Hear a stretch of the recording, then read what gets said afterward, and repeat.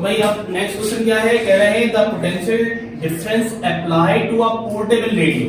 एक portable radio है, मतलब ऐसा रेडियो जो आप एक जगह से उठा के दूसरी जगह लेकर जा सकते हो। जैसे कि ये आपका रेडियो आ गया,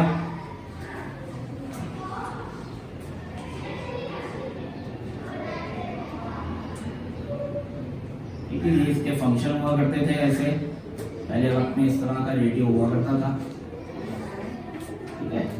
ये इसका एंटीना था, ऐसा एंटीना हुआ करता था।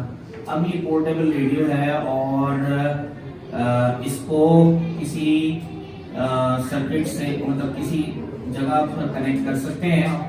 तो यहाँ पर बोला है पोर्टेबल रेडियो है। अब इसमें आप डायरेक्ट एसी करंट दे सकते हैं, आप पीछे इसमें जो सेल लगने की जगह भी होती थी, तो आप बैटरी वाले जो छोटे सेल होते थे वो आप भी लगा सकते थे, वो चीज है।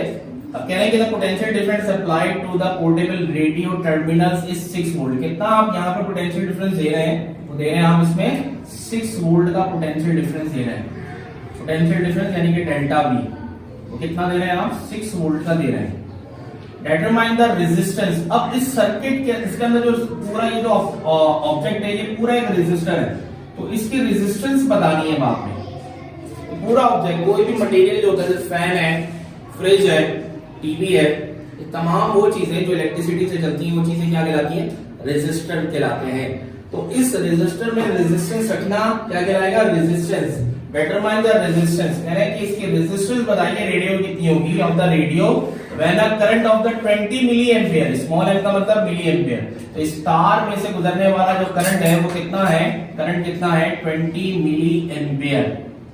अब करंट, वोल्टेज और रेजिस्टेंस तीनों आ गए, तो इसमें क्या बनेगा डेटा, इसका जो डेटा बनेगा इस तरह बनेगा कि आप वोल्टेज को, पोटेंशियल डिफरेंस को डेल्टा भी नहीं बल्कि खाली वी से डिफाइन करेंगे। वो कितना है आपके पास, 9 वोल्ट। अब दोनों का वी नहीं लिख सकते, इसलिए यहाँ पे वी लिखेंगे, यहाँ वोल्ट्स पूरे लिख दिए।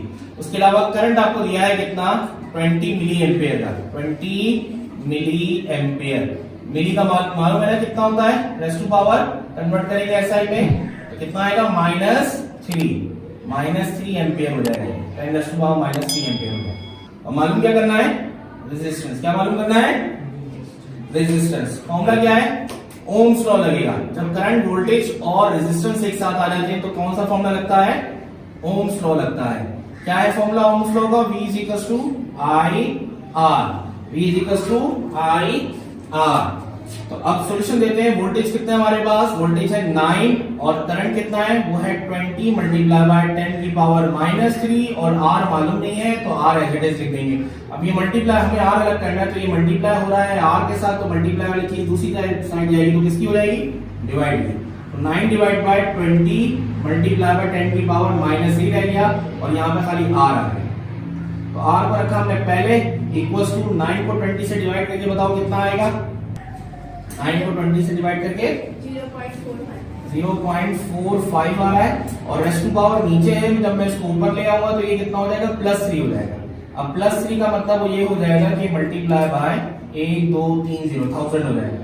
तो 1000 से मल्टीप्लाई करेंगे 45 को, तो कितना आएगा, 450। कितना आएगा, 450 है ना, 450 आ रहा है, 450 ओम आ गया। रेजिस्टेंस का यूनिट क्या होता है, इस सिंबल होता है जिसको क्या कहा जाता है, ओम कहा जाता है, OHM, ओम।